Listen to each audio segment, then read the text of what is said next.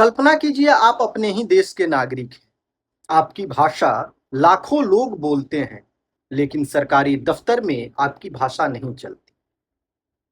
अदालत में आपकी भाषा नहीं चलती। विश्वविद्यालयों में आपकी भाषा नहीं पढ़ाई जाती।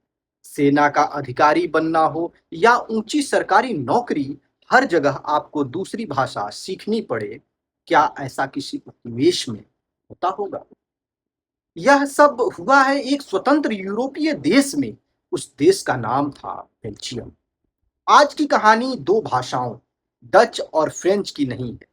यह कहानी है सम्मान की, सत्ता की और उस संघर्ष की जिससे अंततः पूरे देश का संविधान बदलकर रख दिया। सन 1830 यूरोप में राजनीतिक उथल-पुथल का दौर था। उसी वर्ष नीदरलैंड के संयुक्त राज्य से अलग होकर एक नया देश अस्तित्व में आया। नाम था बेल्जियम। नया देश तो बन गया, लेकिन एक बड़ा प्रश्न सामने था। इस देश की पहचान क्या होगी? उस समय बेल्जियम के उत्तर में रहने वाले अधिकांश लोग डच या अधिक सही शब्दों में कहें तो फ्लेमिश बोलते थे। दक्षिण में रहने वाले अधिकांश लोग फ्रेंच बोलते थे। लेकिन सत्ता किसके हाथ में गई, यहीं से पूरी कहानी बदल जाती। बेल्जियम की स्वतंत्रता के बाद राजनीतिक नेतृत्व, उच्च अधिकारी, न्यायपालिका, सेना और लगभग पूरा शिक्षित अभिजात वर्ग फ्रेंच भाषी। परिणाम यह हुआ कि देश की लगभग पूरी व्यवस्था फ्रेंच में चलने लगी। अब यहाँ एक बात समझना बहुत जरूरी है। यह कहना पूरी तरह सही नहीं होगा कि डच भाषा पर कानूनी प्रतिबंध लगा दिया गया था। ऐसा नहीं था। वास्तविक समस्या यह थी कि सत्ता, प्रतिष्ठा और अवसर लगभग पूरी तरह फ्रेंच भाषा से जुड़े। यदि किसी युवा को सरकारी नौकरी चाहिए, उच्च प्रशासनिक पद चाहिए या विश्वविद्यालय में आगे पढ़ना हो, तो फ्रेंच जानना लगभग अनिवार्य था। दूसरी ओर फ्लेमिश भाषी समाज का बड़ा हिस्सा अपनी ही मातृभाषा के कारण सामाजिक रूप से पिछड़ा समझा जाने लगा। धीरे धीरे भाषा केवल संवाद का माध्यम नहीं रही, वह सामाजिक प्रतिष्ठा का पैमाना बन गई। कल्पना कीजिए कि समाज का प्रभावशाली वर्ग आपकी भाषा को कम प्रतिष्ठित मानता है। ऐसी स्थिति में संघर्ष केवल भाषा का नहीं रहता, वह आत्मसंघर्ष का, आत्मसम्मान का, आत्मश्लाघा का संघर्ष बन जाता है। 19वीं शताब्दी के मध्य तक यही भावना उत्तर बेल्जियम के फ्लेमिश समाज में तेजी से फैलने लगी। लेखकों, पत्रकारों, शिक्षकों और सामाजिक कार्यकर्ताओं ने यह प्रश्न उठाना शुरू किया, यदि हमारा भी देश है तो हमारी भाषा को सम्मान क्यों नहीं? यहीं से फ्लेमिश आंदोलन का जन्म। लेकिन क्या केवल लेख लिखने और भाषण देने से सरकारें बदल जाती हैं, नीतियां बदल जाती हैं? और बिल्कुल नहीं। फ्लेमिश आंदोलन ने आने वाले वर्षों में ऐसा जन दबाव बनाया कि बेल्जियम की संसद को भाषा संबंधी कानून बदलने पड़े। और फिर एक ऐसा कानून आया जिससे पहली बार डच भाषा को फ्रेंच के बराबर का कानूनी दर्जा मिला। लेकिन क्या इससे संघर्ष समाप्त हो गया? बिल्कुल नहीं। असली टकराव तो उसके बाद शुरू हुआ। समान दर्जा मिल जाने का अर्थ यह नहीं था कि व्यवहार में भी दोनों भाषाएं बराबर हो। विश्वविद्यालयों, उच्च प्रशासन और सामाजिक प्रतिष्ठा पर फ्रेंच का प्रभाव अभी भी बहुत अधिक था। यानी कानून बदल गया था, लेकिन व्यवस्था पूरी तरह नहीं। अब संघर्ष का अगला मोर्चा था उच्च शिक्षा। फ्लेमिश समाज का प्रश्न था, यदि हमारी भाषा है तो विश्वविद्यालयों में शिक्षा हमारी भाषा में क्यों नहीं? इस संघर्ष का केंद्र बना जेंट यूनिवर्सिटी। कई वर्षों के आंदोलन और राजनीतिक दबाव के बाद 1930 में जेंट यूनिवर्सिटी बेल्जियम का पहला विश्वविद्यालय बना, जहां शिक्षा पूरी तरह डच भाषा में दी जाने लगी।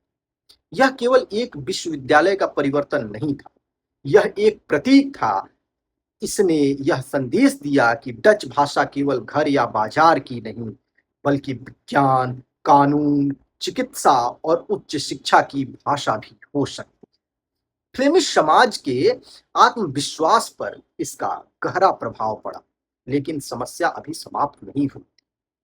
देश के कई नगर ऐसे थे जहां यह तय करना कठिन था कि वहां कौन सी भाषा प्रशासन की भाषा होगी। लगातार विवाद बढ़ते गए। आखिरकार 1962-63 में बेल्जियम ने एक ऐतिहासिक निर्णय लिया। पूरे देश में एक अस्थायी भाषा सीमा, यानी कि लैंग्वेज बॉर्डर, निर्धारित कर दी।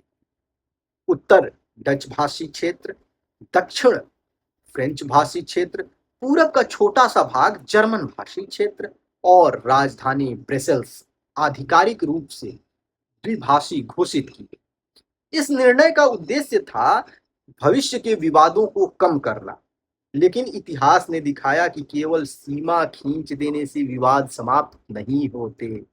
और फिर 1800 और फिर 1968 बेल्जियम के इतिहास की सबसे चर्चित भाषा राजनीति घटनाओं में से एक, ल्यूवेन यूनिवर्सिटी।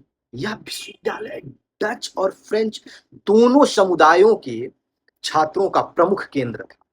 लेकिन फ्लेमिश आंदोलन के भीतर यह मांग तेज हो गई कि ल्यूवान व्लैंक्स अर्थात ल्यूवेन केवल फ्लेमिश यानी डच का होना चाहिए। यह केवल विश्वविद्यालय का विवाद नहीं रह गया।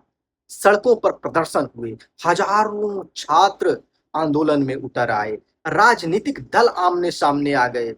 स्थिति इतनी गंभीर हुई कि तत्कालीन सरकार संकट में पड़ गई। अंततः सरकार गिर गई और समाधान के रूप में फ्रेंच भाषी विभाग को ल्यूवेन यूनिवर्सिटी से अलग कर एक नए नगर ल्यूवेन ला न्यूआ में स्थापित किया गया। कल्पना कीजिए, एक विश्वविद्यालय का भाषाई विवाद पूरे देश की सरकार गिरा देता है।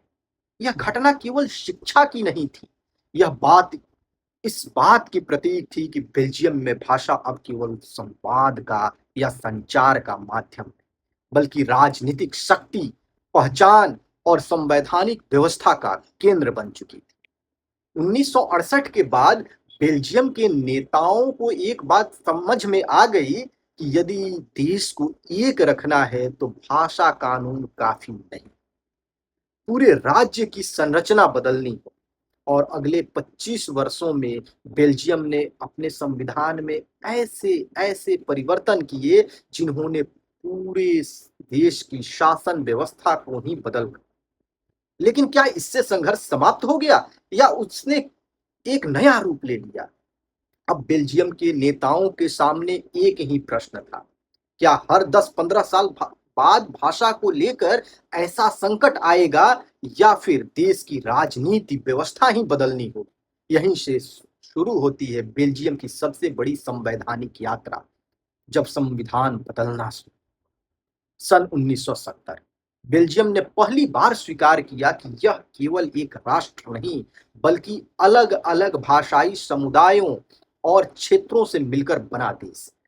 यहीं से संवैधानिक सुधारों की शुरुआत हुई, लेकिन एक बार में नहीं हुई।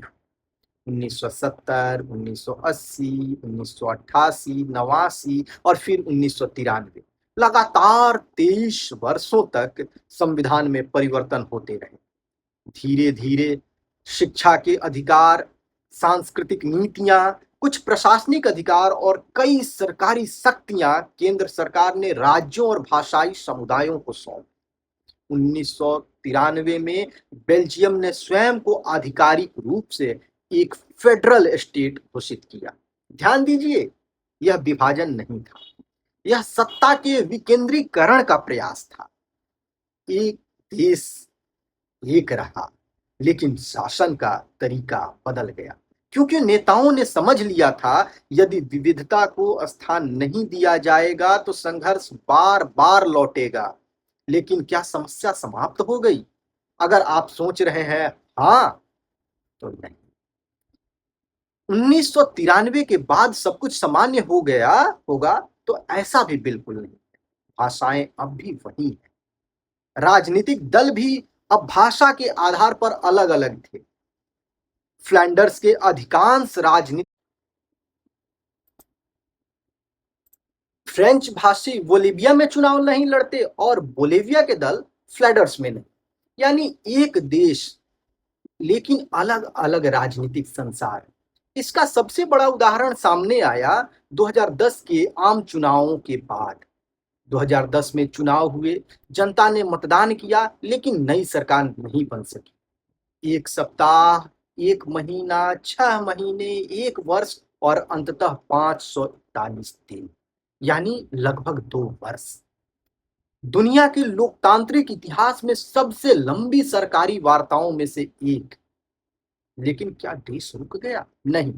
पुरानी कार्यवाहक सरकार सीमित अधिकारों के साथ काम करती रही, प्रशासन चलता रहा, लेकिन नई सरकार नहीं बन पा रही। मुख्य कारणों में से एक था भाषाई आधार पर बटी राजनीतिक व्यवस्था।